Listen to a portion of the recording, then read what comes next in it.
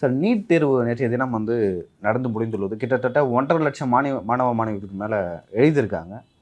எழுதும்போதே பல்வேறு சர்ச்சைகள் எப்பொழுதும் நடக்கிற மாதிரி பட்டன் அதிகமாக இருக்குன்னு சொல்லிட்டு நிறைய பேரை வந்து அலோவ் பண்ணல.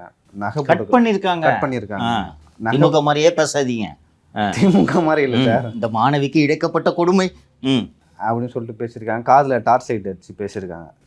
இது வந்து லைக் எல்லா நீட் எக்ஸாமுக்கும் இந்த மாதிரி கண்டினியூ ஆகுது. இந்த எக்ஸாமுக்கு மட்டும் இல்லை, நீட் தேர்வு எப்போ ஆரம்பித்ததோ அப்போ இருந்து இந்த மாதிரி ரூல்ஸ் அண்ட் ரெகுலேஷன்லாம் இருக்குது அப்படின்னு சொல்லிட்டு கையில் கயிறு கட்டக்கூடாது, இந்த மாதிரி நிறைய விஷயங்கள். தலைமுடி பொம்பளை பிள்ளைங்க தலைமுடியில் கொண்டை போடக்கூடாது, தலைமுடியெல்லாம் பிரித்து பார்த்துருக்காங்க. ரைட். ஸோ அந்த மாதிரிலாம் இருக்குது. இது வந்து நேற்றைய தினம் வந்து சமூக வலைதளங்களில் மிகப்பெரிய விவாத பொருளாக ஆச்சு. இந்த விஷயங்களை நீங்கள் எப்படி பார்க்குறீங்க?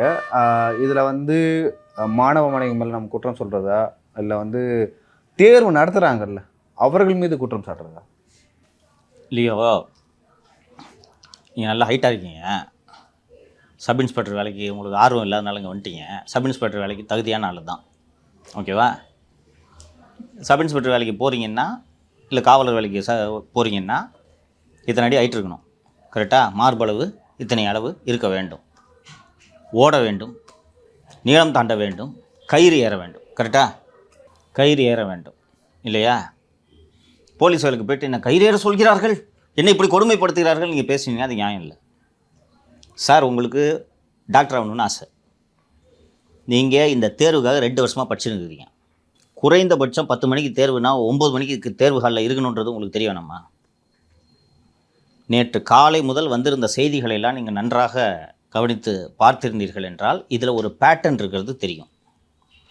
காலை முதலே வந்து குறிப்பாக இந்த அறிவாலய தவில் வித்வான்கள் இந்த நீட் எக்ஸாமில் நடக்கும் கொடுமைகள் பற்றி பேசி கொண்டிருந்ததை நீங்கள் பார்க்க முடியும். கார்த்திகை செல்வம் 3 ட்வீட் போட்டிருந்தார். காதுக்குள் டார்ச் அடித்து பார்க்கும் காட்சி. அந்த பையனை டாக்டர் ஏன்டி ஸ்பெஷலிஸ்டான காதில் டார்ச் அடிக்க மாட்டிங்களா? இன்னொன்று, ப்ளூடூத் ஹெட்செட் மாட்டிக்கிட்டு ஐபிஎஸ் தேர்வு சிவில் சர்வீஸ் தேர்வு எழுதி கைதானவர்கள் இருக்கிறார்கள்.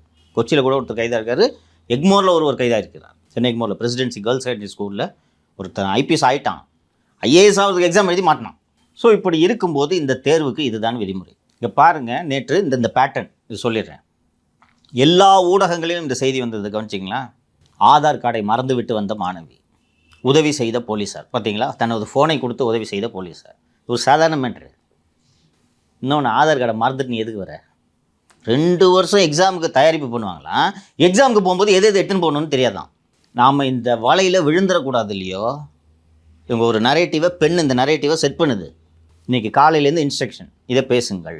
அண்டு திராவிட முன்னேற்ற கழக நிலைய வித்துவான்கள் நேற்று பேச ஆரம்பித்து விட்டார்கள். சிபிஎம் அறிக்கை வந்துடுது, நீட் தேர்வை உடனடியாக ரத்து செய்ய வேண்டும். சார், உச்சநீதிமன்றம் அனைத்து மாநிலங்களும் நீட்டு கட்டாயம்னு சொல்லிடுச்சு, ரைட்டுங்களா? நீங்கள் சட்டம் இயற்றுகிறீர்கள், இது பொதுப்பட்டியலில் இருப்பதனால் குடியரசுத் தலைவர் ஒப்புதல் தர வேண்டும். மத்திய அரசு தான் இதற்கு பரிந்துரை செய்ய வேண்டும். மத்திய அரசு செய்யாது, அப்போ கோர்ட்டுக்கு போகணும். இதுதான் யதார்த்தம். அப்படி இருக்கும்போது ரத்து செய்கிறது நமது இலக்கு. இப்போ இந்த பிள்ளைங்களை தயார் பண்ணுறது தானே நம்ம வேலை. இந்த ஒவ்வொரு முறையும் இந்த நீட்டு தேர்வு நடக்கும்போதெல்லாம் இவர்கள் அந்த நீட்டு தேர்வுக்கு எதிரான ஒரு அவர்ஷனை உருவாக்குறதுக்கு இந்த நரேட்டிவை செட் பண்ணுறாங்கிறது உங்களுக்கு தெரியுதா? இப்படி சோதனை செய்கிறார்கள், அப்படி சோதனை செய்கிறார்கள். இல்லை, ஒரு அரசியல் கட்சியோட அஜெண்டாவாக அது இருக்கும்போது அதுக்கு சப்போர்ட் பண்ணுற சேனல்கள் அப்படி பண்ண தான் பண்ணுவாங்க. நான் சொல்கிறேன், இது எடுபடாது என்கிறேன். குறிப்பாக நேற்று நரேட்டிவ் செட் பண்ணதுக்கான காரணம் என்னென்னா, 21 தேர்தலையே நீட்டு தேர்வை ரத்து பண்ணுறோன்னு எதிர்கொண்டுட்டாங்க. நீட்டு தேர்வு இன்று நடைபெறுகிறதுன்னு போது கேள்வி இவர்களை நோக்கி திரும்பும் இல்லையா? அதற்காகத்தான் நேற்று காலை முதல் இந்த வேலை. இப்போது சார், இந்த காதில் டார்ச் லைட் அடிக்கிறது, பட்டன்ஸை கலட்டுறதெல்லாம் வந்து பார்த்திங்கன்னா முதல்ல இது அறிமுகமாகும் போது எல்லாருக்குமே ஷாக்காக இருந்தது. வென்யூ மாறி போயிடுவாங்க அதெல்லாம். பட் இப்போ வந்து பழகி இருக்கும், இப்போ அந்த ரூல்ஸ் அண்ட் ரெகுலேஷன் தெரிஞ்சிருக்கும். ஸோ ப்ரிப்பேர் பண்ணுறவங்க இதுக்கும் தயாராகத்தான் இருந்திருக்கணும். அதுதாம்மா நான் போலீஸ் உதாரணத்தை சொன்னேன்.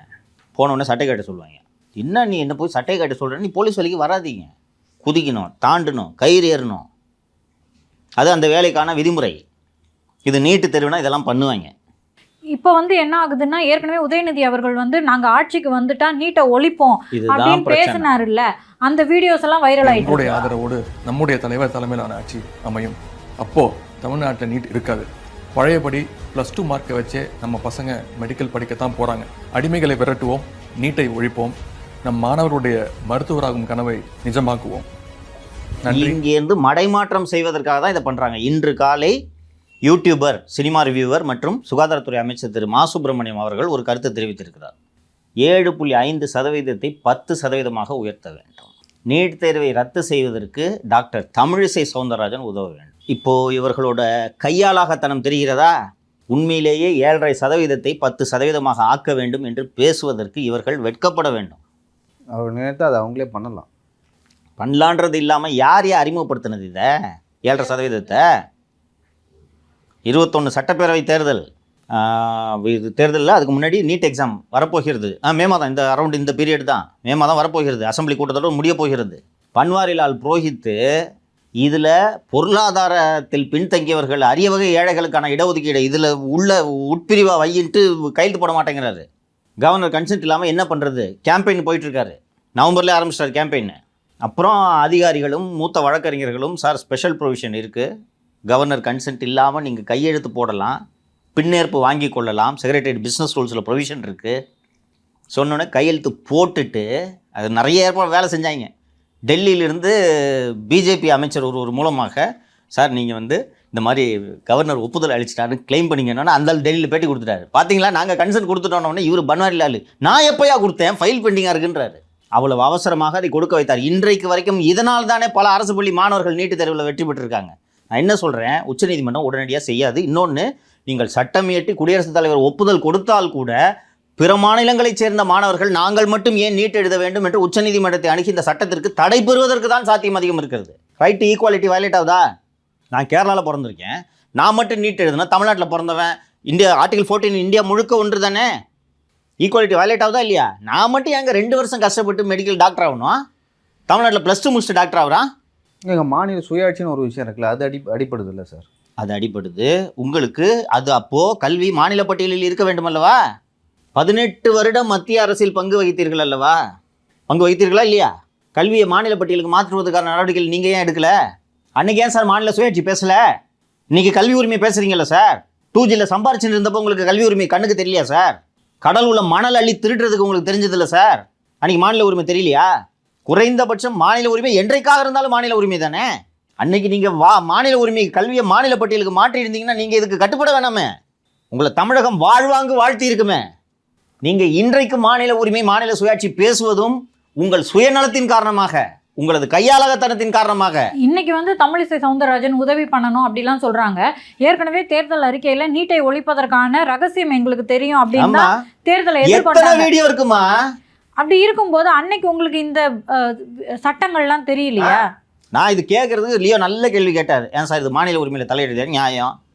மாநில உரிமையில் தலையிடுறது தான். நான் யதார்த்தத்தை சொல்கிறேன்ப்பா. கல்வி ஒரு காலத்தில் அந்த எமர்ஜென்சிக்கு முன்னாடி மாநில பட்டியல். Yes, you are right. எமர்ஜென்சியில் மற்ற பொதுப்பட்டியலுக்கு மாறுகிறது. அதுக்கு பிறகு 18 ஆண்டுகள் மத்திய அரசில் அங்கம் வகித்தீர்களா இல்லையா? செகண்ட் யூபிஏ என்று தான் நினைவு. செகண்ட் யூபிஏ, ஃபஸ்ட் யூபிஏன்னு நினைக்கிறேன், கரெக்டாக ஞாபகம் இல்லை. நார்மலாக இந்த திரைமறைவில் நடக்குதுல்ல பேரங்கள், உங்களுக்கு இத்தனை மினிஸ்ட்ரி கொடுக்குறேன் அத்தனை மினிஸ்ட்ரி கொடுக்குறேன், இது வெளியில் சொல்ல மாட்டார்கள். ஓகேவா? இது ஒரு அரேஞ்ச்மெண்ட்டு, வெளில சொல்ல மாட்டாங்க. யூபிஏ 1 or 2 எனக்கு சரியாக நினைவில்லை, 1 தான் நினைக்கிறேன். செகண்ட் 2ல் காங்கிரஸ் அதிக இடங்கள் பெற்று விட்டார்கள். பதவியேற்பு விழாவை புறக்கணிச்சுட்டு வந்துட்டாங்க கிளம்பி எம்பி. தெரியுமா? கருணாநிதி காங்கிரஸுக்கும் திமுகவுக்கும் நடந்த ரகசிய ஒப்பந்தம் அந்த பட்டியல் எடுத்து ப்ரெஸ்ஸில் காமிச்சிட்டாரு. கப்பல் போக்குவரத்து மற்றும் தரை போக்குவரத்து, தரைவழி போக்குவரத்து கொடுக்குறேன். நீங்கள் எங்கே ஜனார்தன் ரெட்டிக்கு எப்படி கொடுத்தீங்க? நீங்கள் போய் கூகுளில் சர்ச் பண்ணி பாருங்கள்.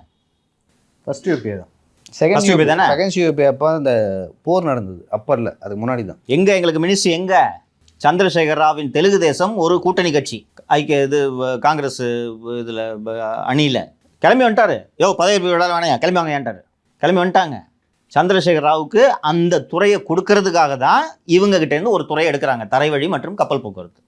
6 மாதம் முதல் 1 வருடம் வரை சந்திரசேகர் ராவ் இலாக்கா இல்லாத கேபினெட் மந்திரியாக இருந்தார். தெரியுமா? அந்த ஒன்றுபட்ட ஆந்திராவில் பிரிஞ்ச பிறகு என்று நினைவு. 2018 ஒன்றுபட்ட ஆந்திரா. கரெக்ட். ஆமாம், லேட்டில் தான் பிரியுது. அப்போ கேட்டு பெற தெரியுதுல்ல, சொல்ல தெரியுதுல்ல, பதவி புறக்கணிச்சிட்டு வாங்கன்னு. இந்த மாநில உரிமை மாநில சுயாட்சி எனக்கு தெரியலையா? இதை சொல்லி சொல்லி ஜனங்களை ஏமாத்துறாங்க. எனக்கு ஆதங்கம் என்னவா இருக்குன்னா, 2 வருஷம் படிக்காமல் நீட்டு பாஸ் பண்ணுறது கஷ்டம்ன்ட்டு டாக்டர் சொல்கிறாங்கம்மா. எல்லாம் நான் நம்ம அலுவலகத்துக்கு வந்துருந்தாங்கல்ல, மாநகராட்சி பள்ளியில் டாக்டர் முடித்த மாணவர்கள் நாங்கள் ஃப்ரீயாக நடத்துகிறோம் ஏன்னு வர்றாங்க. அதற்கு உதவி செய்ய இந்த அரசு மறுக்கிறது. நம்ம நிகழ்ச்சியில் பேசியிருந்தோம்ல, பேசிடணும். நல்ல பணக்கார வீட்டு பிள்ளைங்களை பற்றி பிரச்சனையே இல்லைப்பா. எங்கே இருந்தாலும் அவங்க ஏதாவது போயிட்டு எத்தனை லட்சங்களை கொட்டி கொடுத்து 2 வருடங்கள் கோச்சிங்கை நடத்தி பண்ணிவிடுவாங்க. அரசு பள்ளியில் யார் படிப்பா? துட்டு இல்லாதவன் தானே படிக்கிறான். அவன் அந்த பள்ளிக்கூட அரசு பள்ளிக்கூட படிக்கிறதே பெரிய விஷயம். நாங்கள் வீட்டில் கஷ்டம், இங்கேயும் படிக்கணுமா? அப்போது இன்னொன்று, படித்தவங்க எல்லாரும், கிராக் பண்ணவங்க எல்லாரும் சொல்கிறாங்க கோச்சிங் இல்லாமல் முடியாதுன்றாங்க. எதற்கு கோச்சிங் என்றால் நான் சொல்லியிருந்தேன் அந்த நிகழ்ச்சியில், இந்த தேர்வை எப்படி அணுக வேண்டும் என்பதற்கான பயிற்சி எதுன்றாங்க. நெகட்டிவ் மார்க்கிங் இருக்குது. நீங்கள் 10 ஆன்சர் சரியாக இருந்து எழுதிட்டு 4 ஆன்சர் தப்பாக எழுதிட்டீங்கன்னா மார்க் போச்சு, 10 ஆன்சர் மார்க்கும் போச்சு. இதை எப்படி அணுகணும், இதை சொல்லி கொடுக்கணும். இது ஒரு வழிமுறை. இந்த தேர்வு ஒன்றும் சாதிக்க முடியாத தேர்வு அல்ல. இது எப்படி இதை அணுகணும்? இவ்வளோ நாள் நமக்கு என்ன, 10 மார்க்கு 4 தப்பாக எழுதிருந்ததுன்னா 6 மார்க் வருன்றது நம்ம இவ்வளோ நாள் படித்தது. அந்த 4 தப்பாக எழுதுனா 6 மார்க்கும் போய்டுன்றதை இவங்களுக்கு சொல்லி கொடுத்து இந்த மாணவர்களை தயார்படுத்தணும். இவ்வளோ தானே. இங்கே volunteers first year second year MBBS படிக்கக்கூடிய இப்போ நீட்டு முடிச்சுட்டு வந்த மாணவர்கள் தயாராக இருக்காங்க, நான் எடுக்கிறேன் அப்படின்னு. நீங்கள் இதுக்கு ஏற்பாடு பண்ணலாமா? பண்ணீங்களா 4 வருஷமா? அனிதாவுக்காக கண்ணீர் ஒடிக்கிற மாதிரி நடித்ததை தவிர நீங்கள் வேறு என்னப்பா பண்ணீங்க? உதயநிதி பேசின ஒரு வீடியோ ஒன்று சுற்றுது பார்த்தீங்களா? ஒவ்வொரு மாவட்டத்திலையும் அனிதா பேரில் மருத்துவக் கல்லூரி. பார்த்தியா? இந்த நடிப்பு சினிமாவில் நடிச்சிருந்தா நல்ல ஹீரோ உருப்பிட்டுருக்கலாம். சிபிஎஸ்சி ஸ்டூடெண்ட்ஸ் வந்து அந்த சப்ஜெக்ட்லேருந்து எழுதுறாங்க. ஸ்டேட் போர்ட் சிலபஸில் இருக்கிறது தயார்படுத்தப்படுகிறார்கள். நீட்டுக்கான சப்ஜெக்ட் கிடையாது. ஸோ மாணவர்கள் ஏற்கனவே முடிச்சவங்க ரெடியா இருக்காங்க. இது அவங்க ரெடியா இருக்காங்க.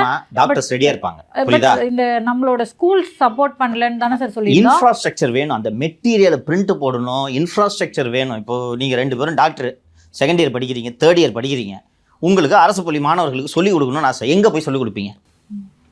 ஸோ இதற்கான ஒரு உட்கட்டமைப்பை ஏற்படுத்தணும். இன்னொன்று அவங்க சொல்கிறாங்க, ஏற்பாடெல்லாம் பண்ணுறாங்க. 1 மாதம் கோச்சிங் கிளாஸ் நடத்துறாங்களா, அதுவும் இன்டகிரேட்டட் கிளாஸ்ன்றாங்க.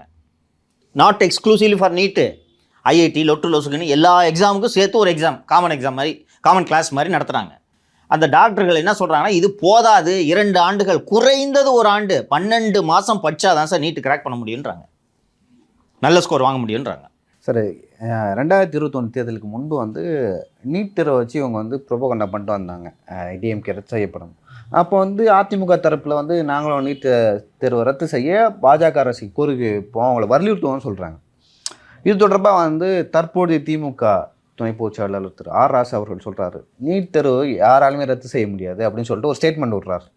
நான் நினச்சாலும் முடியாது, அதிமுக நினச்சாலும் முடியாது, ஏன்னா இந்தியா முழுக்க ஒரு தேர்வு உச்சநீதிமன்றம் சொன்னேன்னா ஆர்டிகல் 14 வயலேட் ஆகும்னு சொன்னேன். ஆர் ராசாவே சொல்லியிருக்காரு. அப்போ எவ்வளோ ஃப்ராடுத்தனம் பண்ணுறாங்க தெரியுதாம்மா?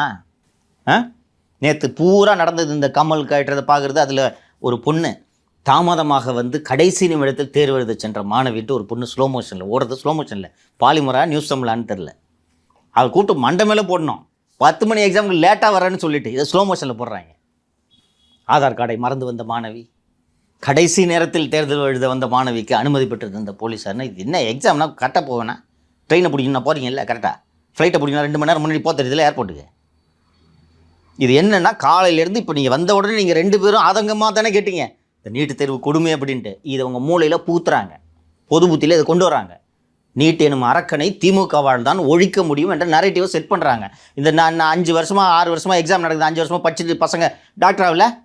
இது முழுக்க முழுக்க போய் கபட வேடம். எனக்கு ரொம்ப வருத்தமாக இருக்குது. நான் என்ன சொல்கிறேன்னா, எல்லா ஸ்டேட்லேயும் பசங்க படிச்சு போயின்னு இருக்குது. நீங்கள் இப்படி ஒழுங்காக பண்ணாததுனால ப்ரைவேட் ஸ்கூலில் படிக்கிறவங்களாம் நீட் ஸ்கோர் வாங்கிட்டு போகிறான், அரசு பள்ளி மாணவன் பின்தங்குறான். அரசு தனியார் பள்ளியில் படிக்கிற மாணவனுக்கு நிகராக அரசு பள்ளியில் நீங்கள் கோச்சிங் ஏற்பாடு பண்ணுங்கள் சார். எடப்பாடி போட்ட ஸ்கீம் எடுத்துன்னு வந்து அதை 10% உயர்த்தணும்னு கேட்குறீங்களா? வெக்கமா இல்லை உங்களுக்கு? இன்னொரு விஷயம் இல்லையோ, 7.5% சேலஞ்ச் பண்ணி இது ஸ்டேட்டு பண்ணலாம், இதில் நாங்கள் தலையிட முடியாதுன்னு ஆர்டர் ஆயிடுச்சு. இதுதான் சாத்தியம். அரசு பள்ளி மாணவர்கள் பின்தங்கியிருக்காங்க, அவங்களுக்கு ஒதுக்கீடு அப்படின்றதான் சாத்தியம். ரத்து எப்படி பண்ணுவீங்க நீங்கள்?